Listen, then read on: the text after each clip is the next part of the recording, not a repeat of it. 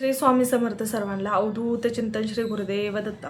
तर उद्या आहे दीप अमावस्या आणि उद्यापासून जे पित्र जे चालू असतात आपले घरातले, जसं की आपले आजी आजोबा किंवा अजून कोणी तुमच्या घरातले एक्सपायर झालेले असतील, कोणाच्या मम्मी पप्पा भाऊ बहीण एक्सपायर झालेले असतात, तर उद्यापासून पित्रांसाठी हळूहळू मार्ग खुले होतात, जे की 15 दिवसांसाठी असतात.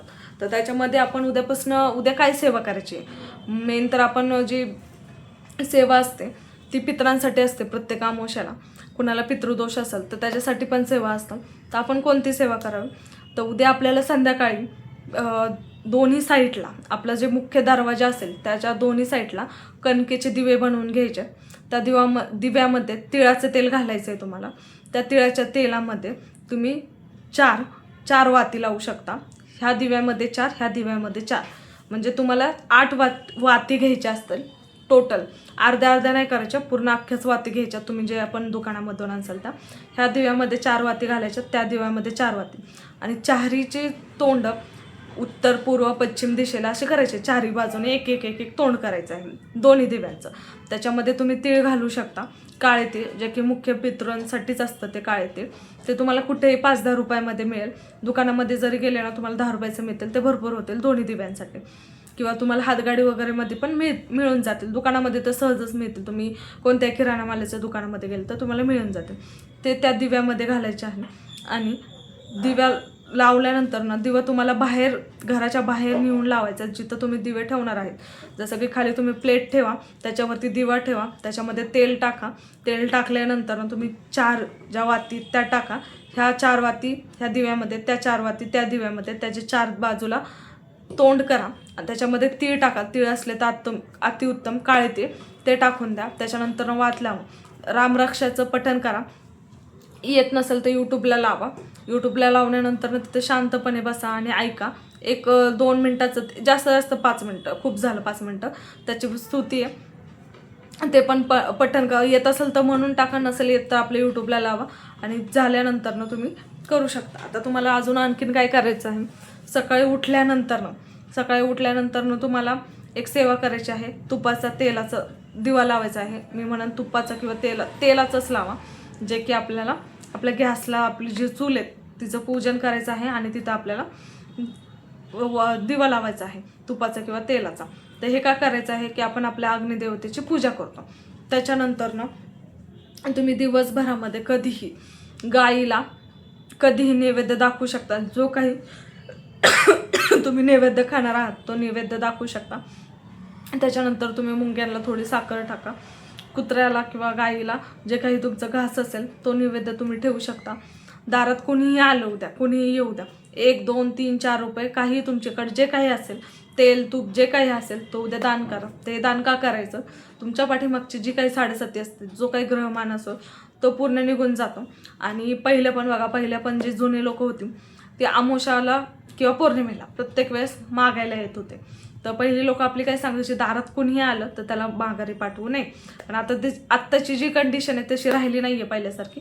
पण जे कोणी येईल मागायला त्याला 1-2 रुपये तुमच्याकडे जे काही असेल ते तुम्ही त्याला देऊन टाका. त्या दिवशी तुम्ही नाही म्हणू नका. किंवा माशांना त्या दिवशी खायलाही घालू शकता. नदीमध्ये नेऊन काही तुमच्याकडं असेल तर भरपूर जण माशांना खायला घालतात. तर त्याच्यासाठी घालतात की जे काही ग्रहमान फिरलेले असतात ते तुमचे व्यवस्थित होतात. तेही तुम्ही करू शकता. घरामध्ये तुम्ही उद्या दीपपूजन वगैरे करा. हे सगळं तुम्ही उपाय करा, तुम्हाला नक्कीच फायदा मिळेल. आणि आणखीन तुम्ही अजून एक सेवा करू शकता. पिंपळाच्या झाडाला, जवळपास कुठेही पिंपळाचं झाड असेल तर पिंपळाच्या झाडाला तुम्ही पाणी घालू शकता आणि दीप पूजन करू शकता. आता ते कसं करायचं, तुम्ही कणकेचा एक दिवा घ्या, त्याच्यामध्ये एक वात लावा, तेल टाका. नॉर्मल असेल ते तरी चालेल, तिळाचं असेल तेही चालेल. त्याच्यामध्ये तीळ असेल तर तीळ टाका.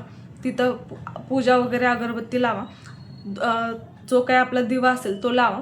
त्याच्यानंतर ना एक पाणी घ्या. बॉटलमध्ये घेऊ शकता किंवा तांब्यामध्ये घेऊ शकता. त्याच्यामध्ये पाणी घेतल्यानंतर ना तीळ टाका, काळे तीळ, आणि पूर्ण पिंपळाच्या झाडाला, जर मोठं असेल तर एक फेरा मारून पूर्ण पाणी ओतून टाका. किंवा मग छोटं असेल तर तिथंच एका साईडला टाकून तुम्ही करू शकता. या पद्धतीने तुम्ही पितरांची सेवा करू शकता.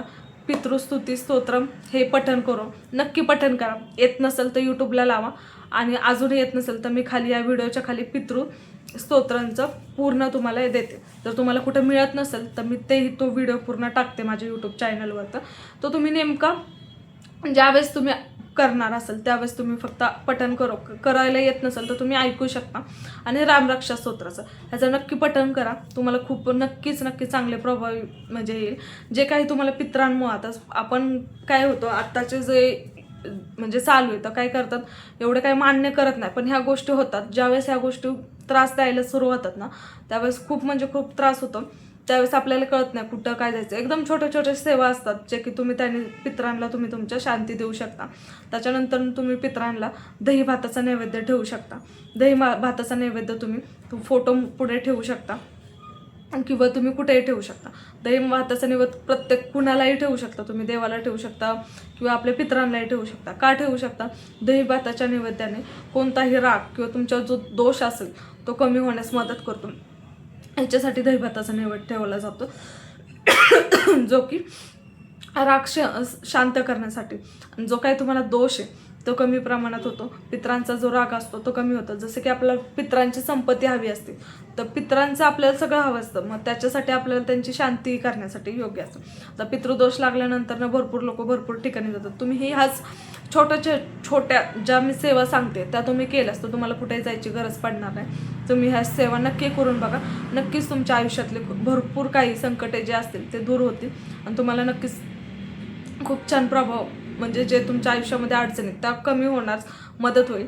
आणि जर तुम्हाला माझे व्हिडिओ आवडत असतील तर लाईक, शेअर आणि कमेंट करा आणि सबस्क्राईब करा माझ्या चॅनलला. म्हणजे मी तुम्हाला अजून असेच नवनवीन व्हिडिओ आणि जे काही उपाय असतील मी ते तुम्हाला सांगण्यास मदत करेल. आणि नक्कीच तुमच्या आयुष्यामध्ये भरपूर काही फायदा होईल जे की तुम्हाला विनामूल्य आहे. कुठेही पैसे द्यायचे नाही आहे, काहीही करायचं नाही आहे. तुम्हाला तुमच्या आयुष्यामध्ये नक्कीच खूप छान प्रभाव येईल. हे तुम्ही सेवा नक्की करा. उद्या आमोश आहे तर उद्या दिवसभरामधनं ह्या सगळ्या सेवा करा. मी तुम्हाला सगळे माझे व्हिडिओ टाकते. रामरक्षाचं पण व्हिडिओ टाकते आणि पितृस्तुतीचा पण व्हिडिओ टाकते. तुम्ही नक्की बघा. तुमच्या आयुष्यामध्ये नक्कीच खूप छान रिझल्ट मिळतील आणि जे काही तुमचे विचार असतील तेही बदलतात आणि त्याच्यामध्ये जे काही तुमची निगेटिव्हिटी असेल ते नक्कीच कमी होईल. तुमच्या आयुष्यातले दोष किंवा जे काही लागलेले ग्रहमान असेल ते सगळे फिरतील. खूप छान रिझल्ट मिळेल. श्री स्वामी समर्थ. अवधूत चिंतन. श्री गुरुदेव दत्त.